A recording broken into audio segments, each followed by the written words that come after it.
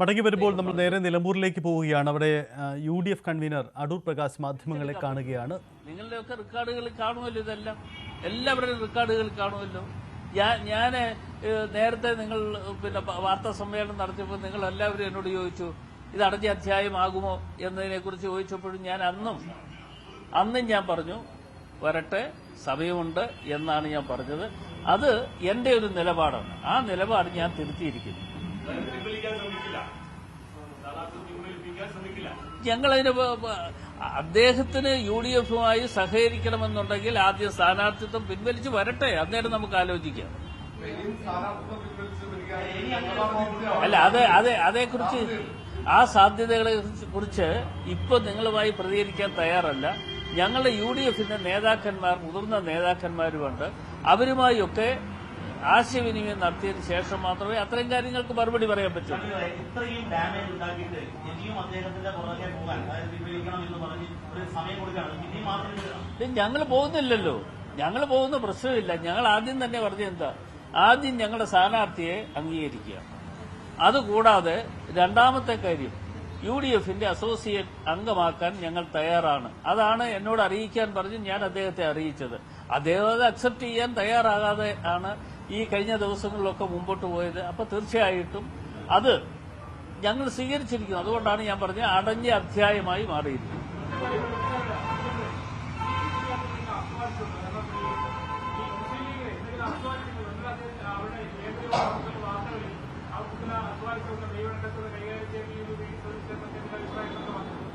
ഇല്ല, അത് ഞാൻ ആ യോഗത്തിൽ പോയ ഒരാളല്ലല്ലോ.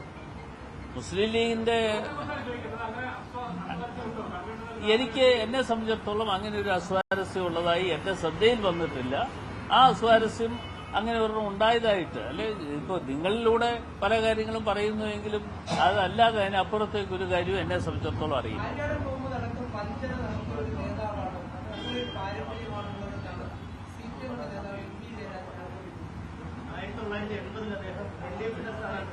മത്സരിച്ച് ജയിച്ചു.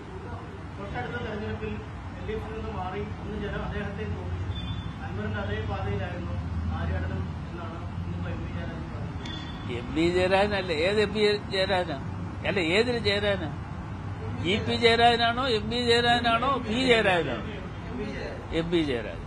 MP ജയരാജൻ അദ്ദേഹത്തിന് എന്തെങ്കിലും ഒരു അഭിപ്രായം പറഞ്ഞാണ്. പക്ഷേ സാധാരണഗതിയിൽ ഈ മൺമറഞ്ഞു പോയ ആളുകളെ കുറിച്ച് ഇതുപോലെ മര്യാദഘട്ട വർത്തമാനങ്ങൾ പൊതുപ്രവർത്തകർ ഉപയോഗിക്കാറില്ല. അത് അദ്ദേഹത്തിന്റെ മര്യാദയുടെ ഭാഗമായി തന്നെ നമ്മളതിനെ കാണുക. ആ മര്യാദകൾ ഉണ്ട് എങ്കിൽ ഒരിക്കലും അദ്ദേഹം അത് അത്തരത്തിൽ ചിന്തിക്കാനോ അല്ല അത്തരത്തിൽ വർത്തമാനം പറയാനോ തയ്യാറായില്ല. അത് അദ്ദേഹത്തിന്റെ ഒരു സംസ്കാരമാണെങ്കിൽ ആ സംസ്കാരത്തിൽ നിൽക്കട്ടെ, ബാക്കി കാര്യങ്ങൾ നമ്മൾ നോക്കിക്കൊള്ളാം.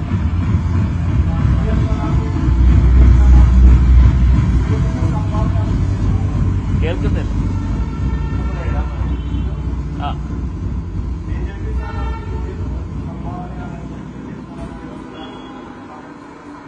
അല്ല, എന്താ വെച്ച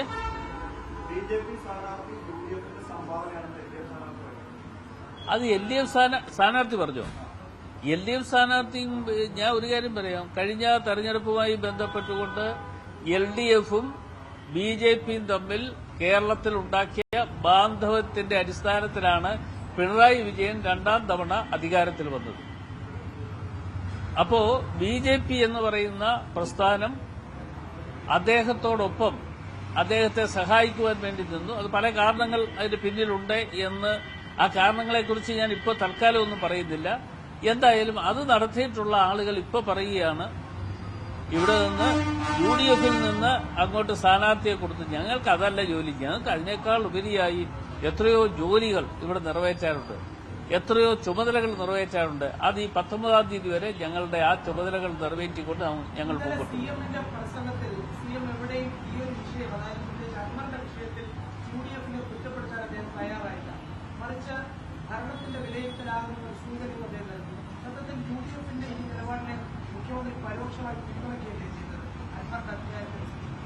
ഇല്ല, അതേക്കുറിച്ച് ഇപ്പൊ അദ്ദേഹത്തിന്റെ പ്രസംഗം കേൾക്കാൻ ഞാൻ പോയില്ല. ഇങ്ങനെ മാധ്യമങ്ങളിലൂടെ വന്ന കാര്യങ്ങൾ മാത്രമേ അറിയുള്ളൂ.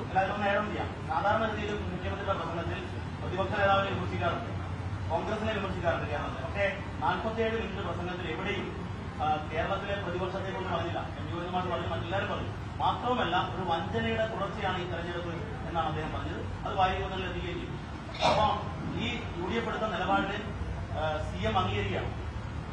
അല്ല, അത് അദ്ദേഹം പറഞ്ഞ കാര്യങ്ങൾ നിങ്ങൾ കേട്ടാൽ മതി. അദ്ദേഹം പറഞ്ഞ എന്താണെന്ന് വെച്ചാൽ നിങ്ങൾ അതേക്കുറിച്ച് അത് സംപ്രേഷണം ചെയ്യുക. അതേക്കുറിച്ച് അതിന് മറുപടി ശ്രീ പിണറായി വിജയന് തൽക്കാലം മറുപടി പറയാൻ ഇപ്പം ഞാനില്ല. അതിന് ശേഷം പറയാം. അതിന് പറയേണ്ട സമയം വരും. ഇനിയിപ്പോൾ ദിവസങ്ങൾ കിടക്കുകയാണ്. ആ ദിവസങ്ങളിൽ പറയാം.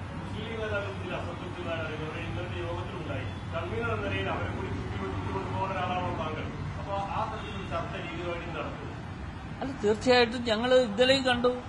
നിങ്ങൾ ഈ പറയുന്ന മുസ്ലിം ലീഗിൽ അസ്വാരസ്യമുണ്ട് എന്ന് പറഞ്ഞതിന് ശേഷമാണ് ബഹുമാനായ ശ്രീ PK കുഞ്ഞാലിക്കുട്ടിയാണ് ഞങ്ങളുടെ ഈ ഓഫീസിന്റെ ഉദ്ഘാടനം ഇന്നലെ നിറവേറ്റിയത്. ഞങ്ങൾ ആ സമയത്തും ഞങ്ങൾ ഒന്നിച്ചുണ്ടായിരുന്നു. ഞങ്ങൾ ഈ കാര്യങ്ങളൊക്കെ പല കാര്യങ്ങളും ഞങ്ങൾ ചർച്ച ചെയ്തതാണ്. ഒരു അസംതൃപ്തിയില്ല. UDFുമായി ബന്ധപ്പെട്ടുകൊണ്ട് ഒരു അസംതൃപ്തിയില്ല.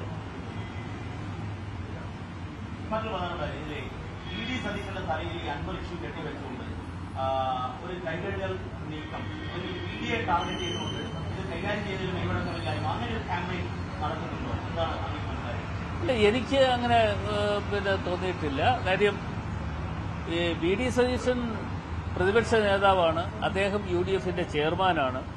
അദ്ദേഹം ചെയർമാൻ എന്നുള്ള നിലയിൽ ഓരോ തീരുമാനങ്ങൾ എടുക്കുമ്പോഴും മുതിർന്ന നേതാക്കന്മാരുമായി ഒക്കെ ഞങ്ങൾ കഴിഞ്ഞ ദിവസം തന്നെ ഓൺലൈൻ മീറ്റിംഗ് നടത്തി.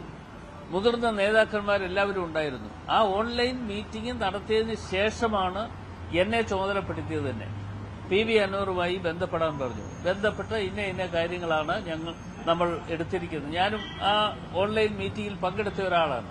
ഇന്ന കാര്യങ്ങളാണ് ചർച്ച ചെയ്ത് ഏകകണ്ഠമായി എടുത്ത തീരുമാനം അറിയിക്കാനുള്ള ചുമതലയാണ് എന്നെ ഏൽപ്പിച്ചത്.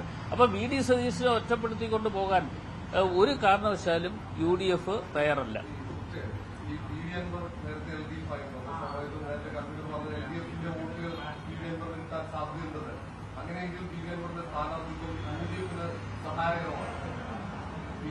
അത് തെരഞ്ഞെടുപ്പ് വരട്ടെന്ന്. ഇനി ആ തെരഞ്ഞെടുപ്പ് എത്ര 19-ാം തീയതി തെരഞ്ഞെടുപ്പ്, അത് വരട്ടെ, അന്നേരം നോക്കിയാൽ മതി. ഞാൻ അതുകൊണ്ടാണ് പറയുന്നത് UDF എന്തായാലും ഈ തെരഞ്ഞെടുപ്പിൽ നല്ല ഭൂരിപക്ഷത്തോടെ വിജയിക്കാൻ കഴിയും എന്ന് പൂർണ്ണമായി വിശ്വസിക്കുക. അതൊക്കെ നിങ്ങൾക്ക് വിലയിരുത്തൽ നടത്താൻ പറ്റുന്ന കാര്യങ്ങളാണ്. നിങ്ങൾക്ക് പഠനം നടത്താൻ പറ്റുന്ന കാര്യങ്ങളാണ്.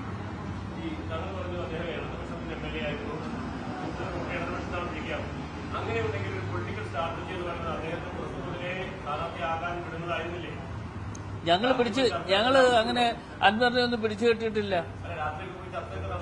അതൊന്നും അതൊക്കെ ആര് അല്ല. അത്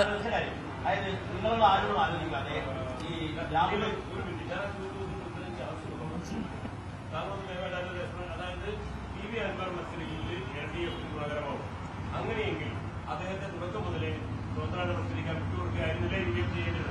സാധാരണ സംശയമാണ്. അല്ല, അദ്ദേഹം സ്ഥാനാർത്ഥിയാകുന്നെന്ന് പറഞ്ഞിട്ടില്ലല്ലോ. ആദ്യം മുതൽ അദ്ദേഹം പറഞ്ഞേക്കുന്നത് എന്താ? ഞാൻ മത്സരിക്കുന്നില്ല, സ്ഥാനാർത്ഥി UDFന്റെ സ്ഥാനാർത്ഥി വരട്ടെ. അത് ആ വാക്കുകളുടെ അടുത്ത് നോക്കണം. ആ സ്ഥാനാർത്ഥി വരട്ടെ എന്ന് പറയുന്നിടത്ത് ഞങ്ങൾ പറയണോ താങ്കൾ പോയി ഈ തെരഞ്ഞെടുപ്പിൽ മത്സരിക്കുക എന്ന് പറയാൻ പറ്റുമോ?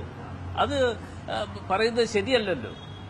പിന്നെ വ്യക്തിപരമായിട്ട് അദ്ദേഹത്തിന് ഒരു താല്പര്യം തോന്നി, തെരഞ്ഞെടുപ്പിൽ മത്സരിക്കണമെന്ന് താല്പര്യം തോന്നി. ആ താല്പര്യം തോന്നിയ ആള് പോയി നോമിനേഷൻ കൊടുക്കുന്നത് തടയാൻ പറ്റുമോ? തടയുന്നില്ല ഞങ്ങൾ.